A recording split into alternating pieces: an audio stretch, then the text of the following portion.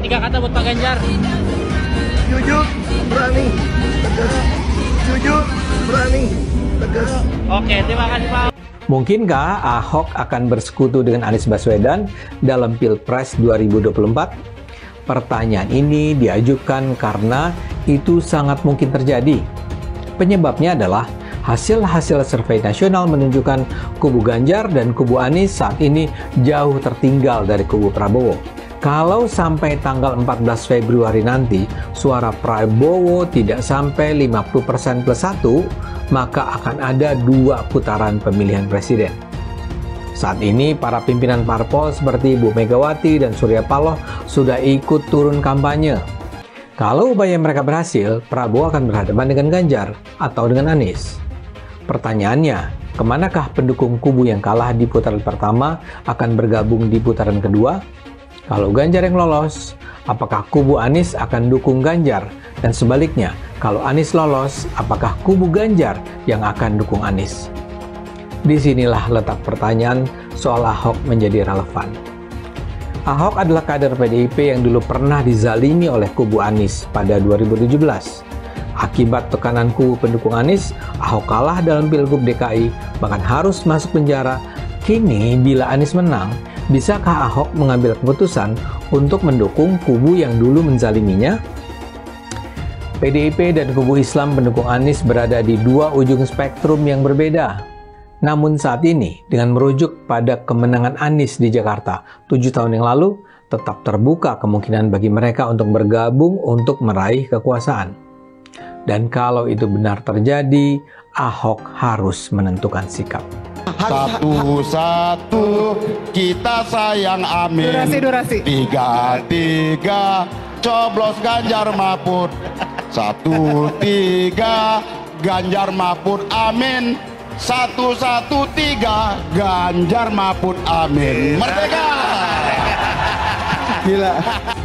Yang tersangka setelah Pilpres ini namanya Anies Baswedan dan Muhaimin. Anda nggak suka Jokowi?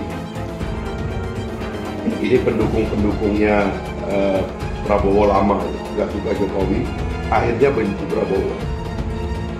Pendukungnya Ganjar itu intinya sama, nggak suka Prabowo, akhirnya benci Jokowi. Jangan tanya Habib Lutfi kosong berapa, sudah jelas tahu sama Pak Prabowo, kok tanya. Percaya kan? Jangan orang udah stroke, ngurus diri aja susah, mengurus bangsa.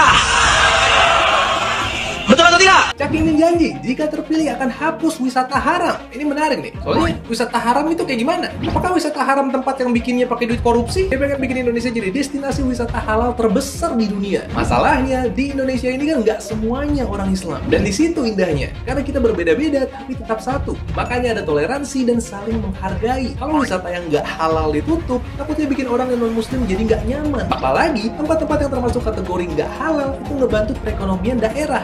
Bar di Bali, kuliner daging babi, dan sebagainya. Tapi menurut saya, lebih keren lagi kalau politik nggak bawa-bawa aspek agama. Kalau menurut lo gimana? Catat itu, amin menang wajib, amin kalah dosa. Secara eksplisit ditulis dalam Al-Quran. Quran surah Al-Qasas ayat 26. Quran surah Asy-Syu'ara ayat 107, 125, 143, 162, 178, 193. Quran surah Ad-Dukhan ayat 18, ayat 51, Quran surah At-Takwir ayat 21, dan Quran surah At-Tin ayat 3. Tepuk tangan untuk kemenangan, amin. Amin menang, amin kalah. Catat itu, amin menang wajib, amin kalah dosa. Kata amin disebut 14 kali di dalam Al-Quran, terdapat di dalam 8 surah. Insya Allah ini menjadi isyarat bahwa pada tanggal 14 Februari 2024 Bapak Anies akan menjadi presiden yang ke-8 dan Pak Muhaimin akan menjadi wakil presiden yang ke-14. Tepuk tangan. Amin menang, amin kalah dosa. Hidup amin, hidup amin, caplos amin, menangkan amin, Amin. Menang 1 putaran. Amin. Amin. Amin. Menang. Wajib. Amin kalah. Dosa. Amin menang. Amin. Amin kalah. Dosa. PKB sekarang, PKB-nya itu yang diambil Muhaimin Iskandar dicuri. Yang tidak mendukung Anies sebagai presiden harus dipertanyakan keislamannya. Hamba itu namanya Anies Baswedan. Dia akan panggil malaikat Jibril. Wahai Jibril, aku mencintai hambaku yang insya Allah namanya Anies Baswedan. Kabarkan kepada seluruh umatku, seluruh makhlukku, bahwa aku mencintai Anies Baswedan. Maka Jibril akan mengatakan kepada seluruh makhluk di langit, seluruh makhluk di bumi, cintailah Anies Baswedan. Maka insya Allah makhluk di langit dan makhluk di bumi semuanya akan mencintai Anies Baswedan dan mendoakan pada 14 Februari insya Allah Anies Baswedan Presiden Republik Indonesia. Siap Bekasi memenangkan Anies Baswedan 80%. Siap menang 1 putaran. Saya pengen sebenarnya mengundang Muhaimin itu berkunjung kan ke WDB, ke Morowali untuk lihat sendiri, seeing is believing, daripada Anda berbohong kepada publik yang menurut satu karakter yang nggak bagus untuk mencapai sesuatu posisi. Anda membohongi publik dengan memberikan informasi seperti tadi. Jangan kita juga munafik, jangan kita juga membohongi publik kita dengan menyebarkan berita-berita palsu. Apalagi Anda mau calon pemimpin. Karakter itu menurut saya nomor 1, bukan soal pintar. Jadi saya pikir Anda yang akan jadi calon pemimpin Republik ini, kalau berani mencalonkan diri, elok Anda itu memberikan tauladan. Jangan bicara seenaknya aja, memberikan kabar-kabar bohong. Jadi kalau saya bantah gini kan jadi tidak enak bahwa Anda bohong. Sekali lagi, rakyat Indonesia, pilihlah pemimpin yang berkarakter. Saya ulangi, pilihlah pemimpin yang berkarakter, jangan pemimpin yang kelihatan pintar saja, tapi tidak memiliki karakter yang baik. Terima kasih. Sekarang saya mau tanya juga, Gus Muhaimin adalah Ketua Umum Partai Kebangkitan Bangsa PKB, adalah bagian dari pemerintahan saat ini. Apakah etis Gus Muhaimin mengkritik pemerintahan saat ini, masih menjadi bagian dari pemerintahan saat ini, tetapi masih menjadi bagian dan mengkritik menjadi cawapres? Saya mau tanya lagi, Pak Tom Lembong. Pak Tom Lembong ketika itu adalah menterinya Pak Jokowi, sekarang menyerang Pak Jokowi, mengatakan bicara soal contekan segala macam. Apakah itu etis? Pak Anies dalam debat pertama dan debat ketiga, Pak Anies ketika diberhentikan oleh Presiden Jokowi sebagai menteri, yang menolong, yang mensupport, yang menjadikan Pak Anies Gubernur DKI Jakarta namanya Bapak Prabowo Subianto, Ketua Umum Partai Gerindra. Pak Anies menyerang, membabi buta Pak Prabowo dalam debat pertama dan debat ketiga. Orang yang menolong beliau, apakah itu etis? Saya sekarang tanyakan kembali, silahkan publik menilai. Kalau kita mau bicara santun-santunan, pas di debat juga saya mati-matian buat ngambil perhatian masyarakat. Ya tetap aja, tapi datamu itu ngawur. Bilang angin nggak punya KTP segala. Saya yang malu. Haduh, Nies. Itu saya berusaha kalem aja Pak buat ngeles. Kesalahan masa lalu kamu itu kebanyakan sih. Saya juga merasa dibohongin nih sama si Mimin. Di awal, dia janjiin banyak banget hal. Sampai maunya jadi ketua.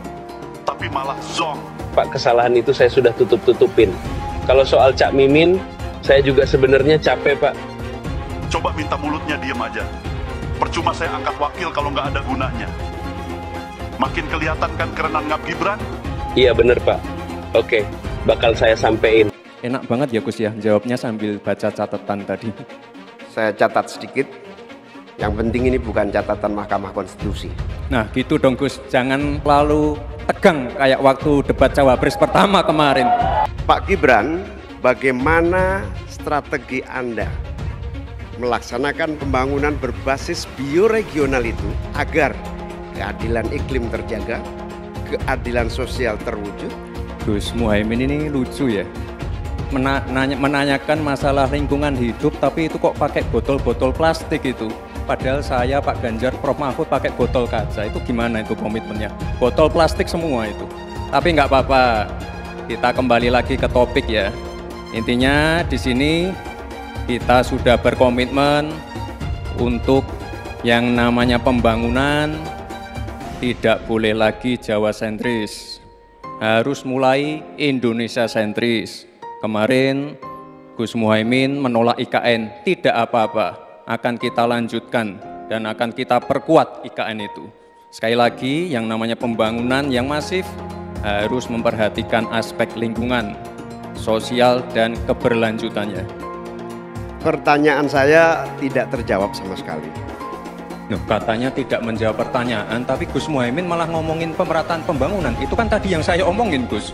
Pemerataan pembangunan yang tidak lagi Jawa sentris, harus Indonesia sentris. Pembangunan IKN sebagai simbol transformasi pembangunan Indonesia, Papua, dan lain-lain. Itu kan tadi udah saya jawab. Mungkin Gus Muhaimin juga tidak paham dengan pertanyaan yang diberikan ke saya. Mungkin itu kan dapat contekan itu dari Pak Tom Lempong mungkin ya. 16 juta rumah tangga petani hanya memiliki tanah setengah hektar. Sementara ada seseorang yang memiliki tanah 500.000 hektar sebagai kekuasaan yang diberikan negara kepadanya. Di sisi yang lain, kita sangat prihatin. Upaya pengadaan pangan nasional dilakukan melalui food estate. Food estate terbukti mengabaikan petani kita, meninggalkan masyarakat adat kita, menghasilkan konflik agraria, dan bahkan merusak lingkungan kita.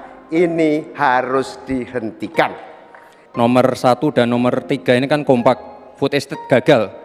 Saya tegaskan sekali lagi, Pak. Memang ada yang gagal, tapi ada yang berhasil juga, yang sudah panen. Misalnya di Gunung Mas, Kalteng, itu sudah panen jagung, singkong. Itu Pak, cek saja nanti ininya, cek saja datanya. Intinya adalah warga jangan diberikan narasi-narasi yang menakutkan. Kita harus optimis, Pak. Bapak-bapak ini adalah calon-calon pemimpin, harus optimis. Jangan memberikan narasi-narasi yang menakutkan kepada warga dan masyarakat. Kalau kita mendengar statement-statement dan pidato Pak Prabowo, ini kan pasca debat memang selalu mengarah kepada Anies Baswedan. Ada calon yang ngomong ngasih skor 11 dari 100. Emang gue pikirin. Itu yang pertama. Baru kemudian soal ucapan kebaikan yang kemudian dibalas dengan air tuba, kemudian dianggap malin kundan dan seterusnya. Bagi saya, Pak Prabowo hanya ingin menegaskan bahwa Anies bisa jadi gubernur tak lepas dan tak bukan hanya karena jasanya Pak Prabowo. Pak Prabowo Subianto itu ingin mengatakan bahwa Anies itu adalah orang yang tak tahu terima kasih kepada Pak Prabowo. Itulah yang disebut dengan air susu dibalas air tuba. Harus dipertegas itu buat Pak Anies. Ya, sengaja dengan mengutip, saya hanya mengulang kata-kata Pak Jokowi di masa lalu. Pak Jokowi dulu nggak tahu persis hartanya Pak Prabowo, tapi hari ini negara tahu persis hartanya Pak Prabowo karena dia pejabat negara. Ada laporan kekayaannya dan itu bisa diperiksa. Dan Mas Anies dengan sengaja menginsinuasi Pak Prabowo demi menghasut prajurit. Prajurit, itu Menteri Pertahanan Anda sekarang punya tanah sekian hektar, sementara Anda nggak punya rumah. Itu yang disebut oleh Pak Prabowo ingin menghasut. Kalaupun ada keluarga Pak Prabowo yang punya penguasaan lahan yang luas, tapi itu kan HGU, hak guna usaha di Kalimantan misalnya, itu kan untuk jadi perkebunan mungkin. Ada yang jadi pertambangan mungkin. Emang kebun bisa dijadikan perumahan prajurit kan nggak bisa. Jadi terang-terang ini buat menghasut. Kita semua menyaksikan Pak Anies dalam 2 debat sangat agresif melakukan serangan ke Pak Prabowo dengan berbagai cara mulai dari kebohongan sampai fitnah. Pokoknya Pak Anies itu totalitas banget untuk menjatuhkan nama Pak Prabowo di depan seluruh masyarakat Indonesia. Dalam debat itu ada banyak kebohongan dan fitnah dari apa yang disampaikan oleh Pak Anies. Kita semua udah tahu itu. Tapi yang buat saya heran adalah mengapa Pak Anies bisa ya terpikir untuk menggunakan cara-cara kotor kayak gitu. Kalau Pak Anies dari awal sudah tahu bahwa Pak Prabowo seburuk yang selalu Pak Anies gambarkan, kenapa juga Pak Anies minta tolong dan dukungan ke orang yang hari ini Pak Anies selalu jatuhkan? Saya jadi berpikir, mungkin buat seorang Anies Baswedan, baik dan buruk itu hanya soal kepentingan aja. Kalau Pak Prabowo Menteri Pertahanan rate-nya 11 dari 100, itu kalau berarti kan antara dari 1,1/10 ya, kecil sekali loh itu Pak. Kira-kira nih berapa rate seorang menteri yang dipecat? Yang disampaikan oleh Mas Anies itu kebohongan, itu fitnah, sumbernya tidak jelas, bohong dan sebagainya. Saya lanjut ke Pak Anies dan ini paling banyak bohongnya. Ya, paling banyak bohongnya. Ini bengis sekali ini pernyataan. Bengis dan jahat. Hanya untuk tujuan menjatuhkan Pak Prabowo, kemudian menggunakan data palsu dan bohong. Dan publik itu sudah mendengarkan pernyataan bohong itu. Dan sebagian publik itu sudah mengkonsumsi pernyataan bohong itu. Dan itu berbahaya. Itu pernyataan bohong yang luar biasa. Saya lupa bilang, walau terlambat, mau mengucapkan terima kasih kepada Pak Prabowo Subianto, di mana Pak Prabowo pernah menggadaikan tanah pribadinya untuk mengusung dan membantu Pak Anies jadi gubernur. Sekali lagi terima kasih Pak Prabowo ya, karena bantuan Bapak dan sumbangsi serta secara pribadi Bapak menggadaikan tanah ya untuk membantu Pak Anies jadi gubernur. Jadi sekali lagi terima kasih. Walau terlambat, nggak apa-apa, ucapkan terima kasih. Bisa dicek Pak Jokowi sendiri. Saya sudah menyampaikan Bapak Presiden, saya sebelum jadi menteri, saya berusaha, saya menguasai lahan hak guna usaha. Ya. Hak guna usaha.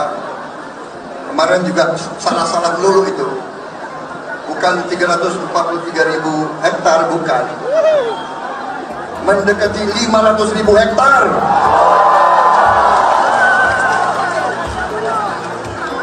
Dia mau ejek, mau menghasut, dia mau bikin rakyat benci sama saya. Padahal Pak Jokowi ada, saya di istana 2,5 tahun yang lalu, saya sudah serahkan tanah itu kepada negara. Saya sampaikan ke Bapak Presiden, kalau lahan ini dibutuhkan untuk lumbung pangan bangsa Indonesia, pakai lahan HGU saya, gunakan, saya siap. Bapak Presiden menyampaikan, Bapak punya lahan lebih dari 340.000 hektar, sementara TNI prajurit kita selebih dari separuh tidak punya rumah dinas. Itu fakta, tidak perlu dibicarakan secara tertutup. Itu kekurangan yang harus kita perbaiki.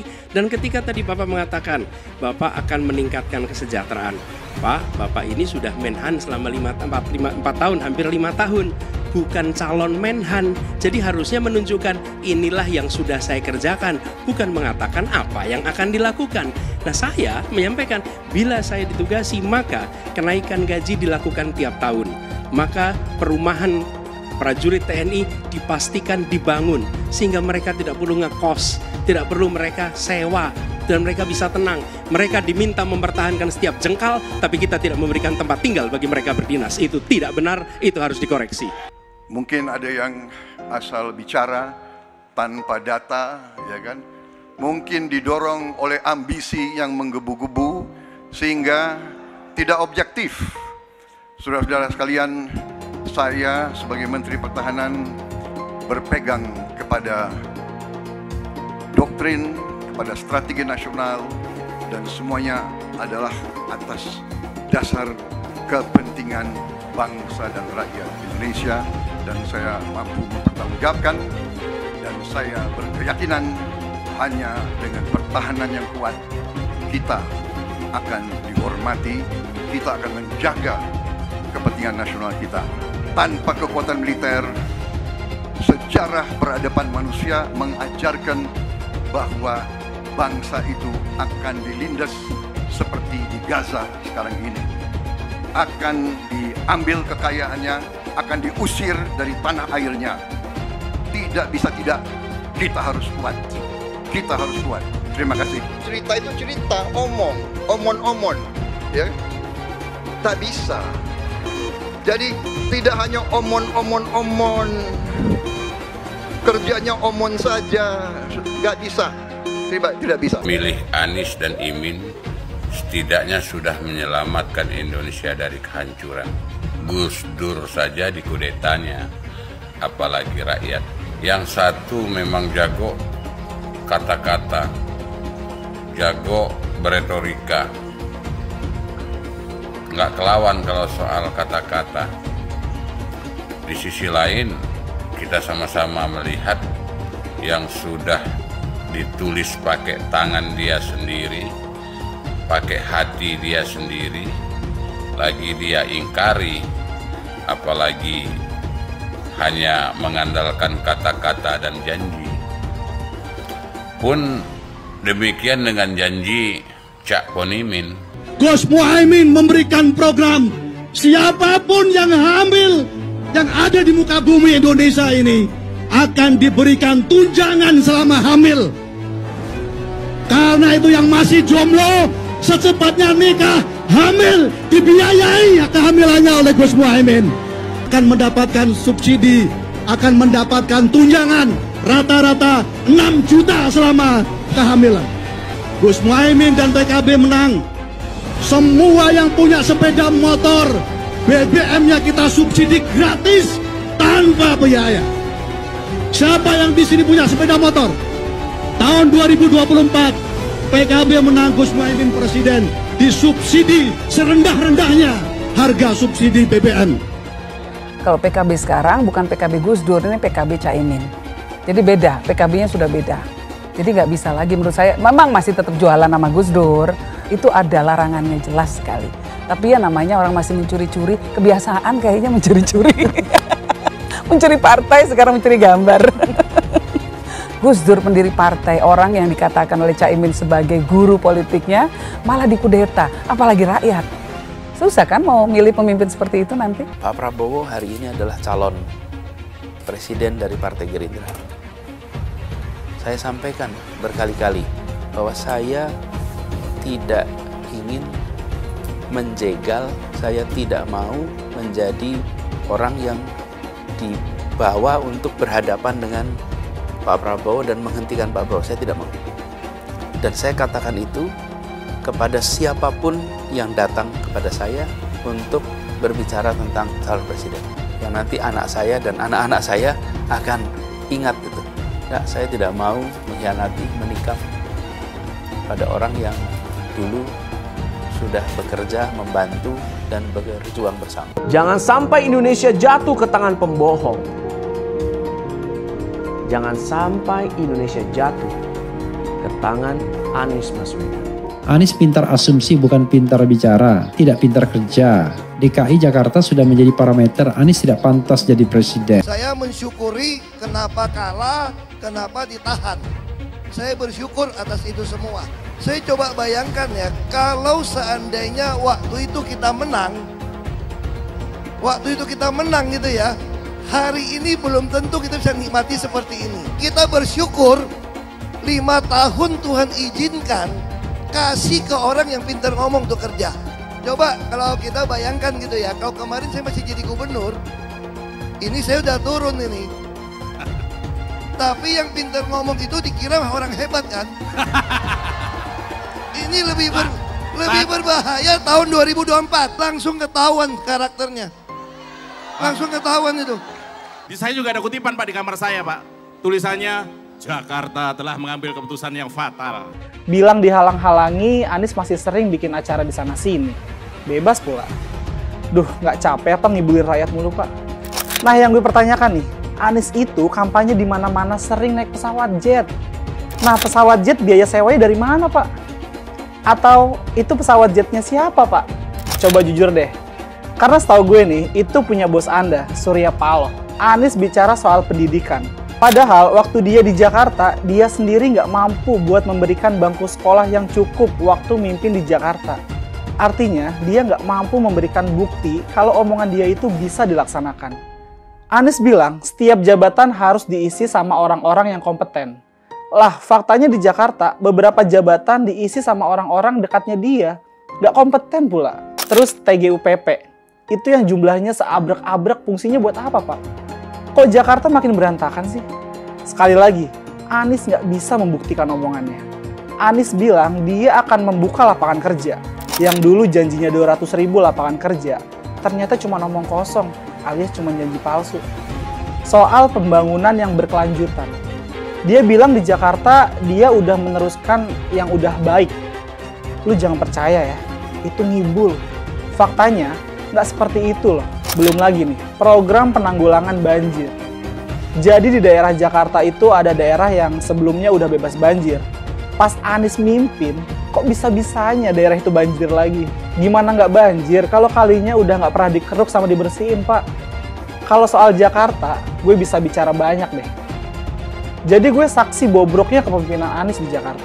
Dan gue bisa pastiin, omongan manisnya Anies soal apa yang dia lakukan waktu mimpin Jakarta itu banyak nimbulnya. PKI yang kita harapkan, Anies Baswedan yang begitu jelas Islamnya, 4 tahun 8 bulan jadi gubernur, mana peraturan pergub saja yang melarang miras, mana perda Islam apalagi, yang akhirnya tidak berani juga menegakkan hukum Islam. Banjir tetap banjir, macet tetap macet, kriminalitas Jakarta. Anda tahu, 2 menit sekali terjadi pencurian. Sekarang orang sedang euforia, dia mau dicapreskan. Bagaimana umat terjebak lagi, bodoh lagi, masuk lagi. Kalau misalnya memang Anies itu mau maju dan dia tekad mau menegakkan hukum Islam dan menyatakan perlawanan, saya penuh. Tapi dia tidak lakukan itu. Bapak politik identitas Indonesia Anies Baswedan, Bapak intoleransi Indonesia Anies Baswedan.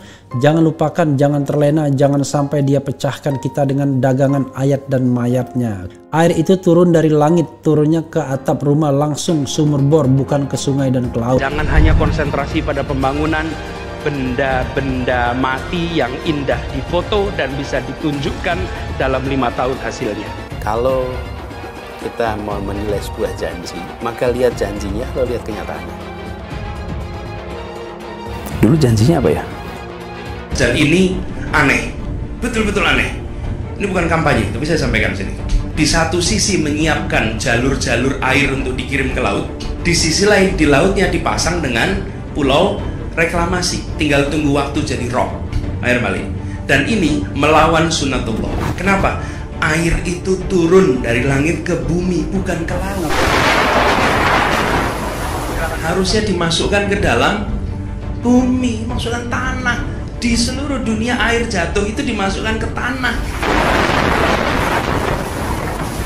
bukan dialirkan pakai gorong-gorong raksasa ke laut. Jakarta telah mengambil keputusan yang fatal. Bukan banjir, itu memang parkir air. Bukan banjir, itu memang parkir air. Masyarakat berkeliling dengan membawa toa untuk memberitahu semuanya, termasuk sirine. KAI-Bond 82 miliar. Apa alat transportasi yang dimiliki oleh hampir setiap orang? Alat transportasi yang dimiliki semua orang adalah kaki. Kalau seandainya orang Jakarta percaya Pak Anies jadi gubernur pun, saya berani jamin kok dia akan lakukan normalisasi yang sama seperti saya lakukan kok. Gak usah bohong lah. Tapi ketika air sampai di muara, maka siap untuk dipompa ke laut. Pancasila Soekarno, ketuhanan ada di pantai. Anak Tuhan dari mana? Kalau Yesus anak Tuhan, bidangnya siapa? Besok di seluruh wilayah Indonesia kami katakan dalam. Iblis hanya menggoda orang yang beriman. Makanya jarang-jarang orang kafir kerasukan setan. Yang kerasukan setan itu orang baik-baik. Jarang, saya belum pernah nengok Cina kerasukan setan. Pernahkah Ahok itu kerasukan setan? Enggak, setannya juga. Karena sesama setan dilarang saling menggoda. Karena di salib itu ada jin kafir. Haleluya. Kepalanya ke kiri apa ke kanan?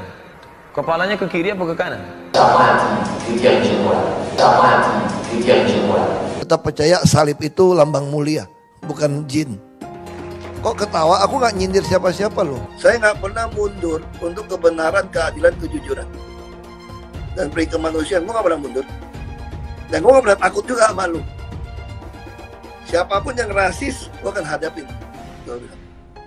Karena rasis itu tidak berperi kemanusiaan. Sama saya ditanya dulu kan, kamu nyesel nggak statement kamu di Pulau Seribu sehingga masih masuk penjara? Tidak pernah nyesel. Karena saya mengatakan kebenaran. Anies menuduh Jokowi melakukan penjagalan. Padahal Anies lupa pada rekam jejaknya sendiri di tahun 2017, di mana Anies melakukan penjagalan terhadap Ahok. Semua cara dilakukan, termasuk melakukan politik identitas berbasis agama, sampai-sampai menggunakan kelompok FPI, HTI, dan kelompok intoleran lainnya. Sudah barang pasti, Anies tidak akan melanjutkan program-program Jokowi. Legasi-legasi dari Pak Jokowi akan dihancurkan oleh Anies. Programnya akan diacak-acak oleh Anies Baswedan. Lihat Jakarta, hancur semua. Semisalnya Anies menang, maka Ibu Kota Baru atau IKN nggak akan jalan. Pembangunan akan di-stop. Kita bisa melihat rekam jejak Anies saat menjabat di Jakarta selama 5 tahun. Tidak ada satupun janji yang dipenuhi dan tidak ada kinerja yang bisa dibanggakan. Dari DP 0%, GOC, kelebihan bayar, Formula E, banjir, sumur resapan, jalan rusak, dan gonta-ganti nama jalan. Jika Anies menang, maka FPI dan HTI, Ormas Khilafah, akan kembali. Apa kita mau Pancasila diganti oleh Khilafah? Bagian Indonesia Timur yang mayoritas non-muslim pasti tidak akan setuju dengan Khilafah. Mungkin Indonesia akan bubar jika Anies memimpin. Perkataan Ahok sudah terbukti dan Jakarta sudah menjadi korban. Jangan biarkan Indonesia menjadi korban kibulan Anies Baswedan. Pak Mahfud sebenarnya pernah punya alasan tersendiri mengapa dia tidak mengundurkan diri. Satu, dia pernah mengatakan kepada saya secara langsung bahwa Pak Mahfud tidak akan mengundurkan diri kalau Pak Prabowo tidak mengundurkan diri. Karena apa? Kalau Pak Prabowo mengundurkan diri, dia akan mengundurkan diri. Tujuan utamanya adalah Pak Mahfud selaku Menko Polhukam harus bertanggung jawab terhadap berjalannya secara lancar, berjalannya secara baik proses pemilihan umum. Karena selaku Menko Polhukam, pemilu juga berada di bawah tanggung jawab beliau. Banyak sekali pekerjaan Pak Mahfud yang betul-betul belum begitu tuntas dikerjakan oleh Menko Polhukam karena memang persoalan-persoalan yang sangat rumit, terutama berkaitan dengan persoalan hukum. Dan partai koalisi pengusung ketika itu mengatakan mereka masih berharap dari Pak Mahfud sebagai Menko Polhukam sebagai satu-satunya hari ini yang bisa diandalkan dalam persoalan integritas selaku menteri. Pak Mahfud lalu menghadap kepada partai-partai koalisi pengusung Pak Mahfud sebagai cawapres. Ketika itu partai-partai juga mengatakan bahwa lebih baik Pak Mahfud tidak mengundurkan diri. Pertimbangannya adalah Pak Mahfud masih membawahi beberapa tugas penting buat bangsa ini, seperti Satgas BLBI, termasuk juga pencucian uang, beberapa kasus korupsi, mafia tanah, dan seterusnya, dan seterusnya. Namun perkembangan berkata lain. Hingga akhirnya pada suatu saat Pak Ganjar menyatakan bahwa Pak Mahfud lebih baik mundur supaya tidak terjadi konflik of interest. Sehingga akhirnya Pak Mahfud juga punya pikiran yang sama bahwa saya harus seiring sejalan dengan permintaan Mas Ganjar selaku capres. Sehingga Pak Mahfud akhirnya memutuskan untuk mundur dari Menko Polhukam. Atas permintaan Mas Ganjar dan juga setelah dipikirkan secara matang bahwa untuk menghindar dari konflik of interest, Pak Mahfud harus mundur. Hingga akhirnya pada hari Senin setelah bertemu dengan ketua-ketua partai koalisi, Pak Mahfud bertemu dengan Pak Pratikno untuk menyatakan jadwal pertemuan dengan Presiden Jokowi. Menurut Pak Mahfud, pengunduran diri dari seorang menteri ini adalah hak pribadi yang tidak bisa dihalang-halangi.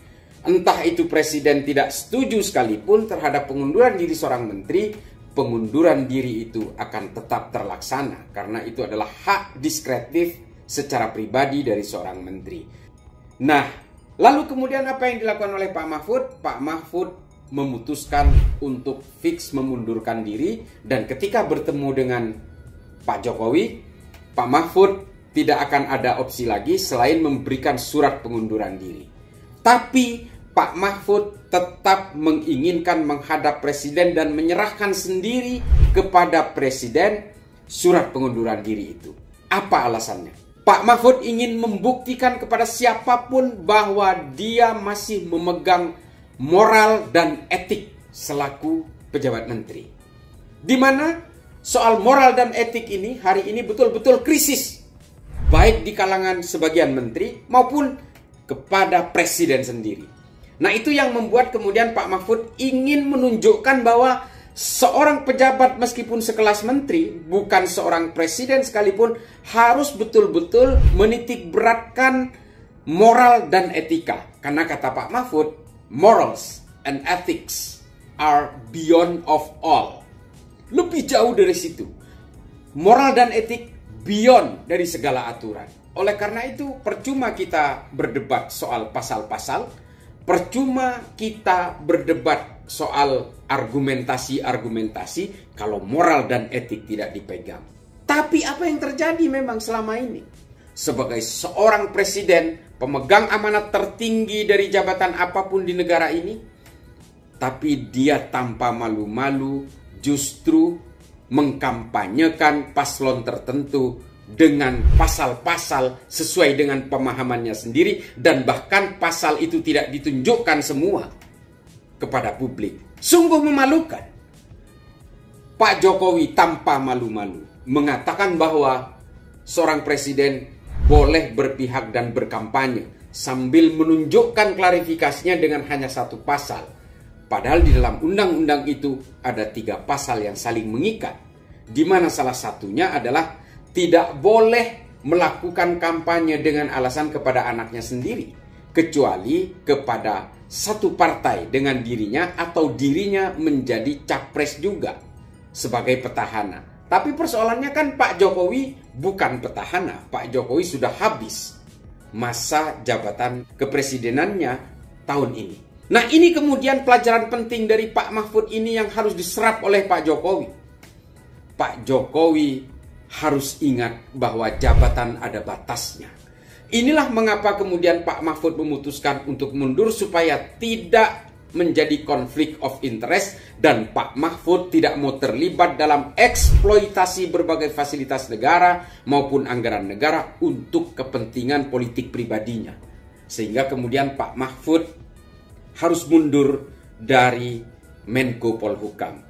Sebenarnya apa yang bisa kita petik dari sini? Kesimpulan akhirnya, Pak Mahfud ingin mengajari Jokowi bagaimana seorang pejabat tinggi sekelas presiden ataupun hanya sekelas menteri untuk tetap berpegang teguh kepada moral dan etika. Ini yang ingin diberikan. Oleh karena itu, saya berharap proses pengunduran diri dari Pak Mahfud ini menjadi prime mover, menjadi lokomotif kepada menteri yang lain yang hari ini merasa was-was dengan konflik of interest dan tetap menolak berbagai fasilitas dan anggaran negara untuk dijadikan sebagai akselerasi bagi kepentingan pribadinya. Salut buat Pak Mahfud. Oleh karena itu, pelajaran dari Pak Mahfud ini mudah-mudahan menjadi titik picu moral dan etik bagi seluruh pejabat di negara ini, dan juga mudah-mudahan bisa menginspirasi menteri yang lain untuk juga ikut menegakkan moral dan etika bersama Pak Mahfud atau ikut mundur bersama Pak Mahfud, karena krisis kepercayaan itu menjadi mahal ketika orang-orang ini tidak mau mundur. Saya mau nanya, coba sebutkan, apa sih yang membuat kalian senang terhadap Anies? Apa sih kelebihannya? Apa sih yang sudah dilakukan sesuai dengan janjinya? Saya yakin kalian tidak bisa menjawab ini. Tolong tuliskan satu saja kelebihan Anies Baswedan di kolom komentar. Jokowi takut legasinya dirusak Anies Baswedan. Lihat Jakarta, hancur semua. Publik menyoroti sejumlah gerakan yang dilakukan oleh Joko Widodo alias Jokowi di Indonesia. Hal tersebut merupakan respon yang cukup wajar. Hal tersebut karena adanya ketakutan dalam Jokowi.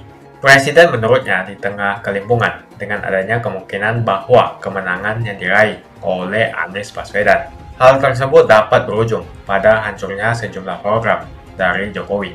Hal tersebut jelas terjadi karena penerus kekuasaan kepala negara bukan dari kelompok Pak Jokowi. Lihat saja misalnya di Jakarta. Anies menghancurkan semuanya. Legasi-legasi dari Pak Jokowi akan dihancurkan oleh Anies. Programnya akan diacak-acak oleh Anies Baswedan. Wajar-wajar saja jika Jokowi dalam pusaran ketakutan ketika masa kekuasaan berakhir di tahun 2024. Sudah barang pasti, Anies tidak akan melanjutkan program-program Jokowi. Semisalnya Anies menang, maka Ibu Kota Baru atau IKN nggak akan jalan. Pembangunan akan di-stop. Legasi-legasi Jokowi akan hancur.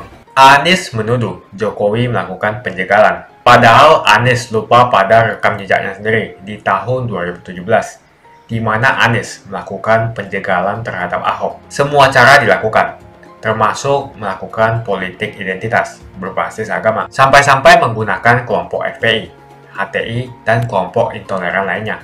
Anies Baswedan sampai nekat berkoalisi dengan ormas preman berjubah agama. Di tahun 2024, Anies Baswedan akan kembali menggunakan strategi di tahun 2017. Kelakuan relawan Anies yang menjalankan strategi ini masih pakai pola yang lama. Pola yang lama berupa membangun opini negatif terhadap pemerintah dan Komisi Pemilihan Umum. Kecurangan Anies lainnya adalah melakukan kampanye sebelum waktunya, di mana dia mengganti namanya menjadi head start untuk membingungkan publik. Atau kecurangan Anies Baswedan yang menggunakan jet pribadi saat kampanye di mana-mana. Berapa kecurangan dari biaya kampanye yang menggunakan jet pribadi? Apakah ini datang dari korupsi BTS yang dilakukan oleh Menkominfo dari Partai Nasdem? Tak main-main kecurangan maling atau korupsi yang dilakukan oleh Johnny G. Plate adalah sebesar 8 triliun rupiah. Suka tidak suka, senang tidak senang, sadar atau tidak sadar, pola Anies Baswedan ini sudah basi. Nampaknya para relawan Anies sudah tak punya cara atau metode lain dalam berkampanye sehingga memainkan strategi play victim. Memang basi sih strategi ini, tapi sangat terbukti ampuh, apalagi jika ditambahkan dengan jualan isu agama. Tampaknya sih sulit menjual isu agama karena ketiga bakal calon mempunyai agama yang sama. Ataukah mereka akan bikin heboh lagi dengan menyebarkan hoax bahwa Ganjar akan diisukan sebagai seorang yang beragama kafir? Atau mungkin mereka akan membuat hoax bahwa Ganjar adalah anak PKI, ataukah Ganjar Pranowo adalah keturunan non-muslim? Kita bisa melihat rekam jejak Anies saat menjabat di Jakarta selama 5 tahun. Tidak ada satupun janji yang dipenuhi dan tidak ada kinerja yang bisa dibanggakan. Dari DP 0%, OKOC, kelebihan bayar, Formula E, banjir, sumur resapan, jalan rusak, dan gonta-ganti nama jalan. Diketahui Anies pun masih berhutang 100 miliar kepada Sandiaga Uno, dan sampai saat ini belum dibayarkan. Untuk jadi gubernur saja, Anies sampai berhutang 100 miliar kepada Sandiaga Uno, dan belum dibayarkan. Apalagi jadi presiden, berapa triliun yang akan Anies hutangkan? Dan bagaimana Anies bisa membayar utang triliunan itu? Apakah Indonesia siap untuk dijual? Jika Anies menang, maka FPI dan HTI, Ormas Khilafah, akan kembali. Apa kita mau Pancasila diganti oleh Khilafah? Bagian Indonesia Timur yang mayoritas non-muslim pasti tidak akan setuju dengan Khilafah. Mungkin Indonesia akan bubar jika Anies memimpin. Perkataan Ahok sudah terbukti dan Jakarta sudah menjadi korban. Jangan biarkan Indonesia menjadi korban kibulan Anies Baswedan. Begitu saja opini saya tentang Anies Baswedan. Bagaimana opini kalian? Tuliskan di kolom komentar. Pastikan kalian semua menekan like di video ini. Dan jangan lupa bagikan video ini ke teman dan family Anda supaya mereka semua mengetahui tentang informasi ini. Tekan tombol subscribe dan bunyikan lonceng notifikasi supaya kamu tidak ketinggalan.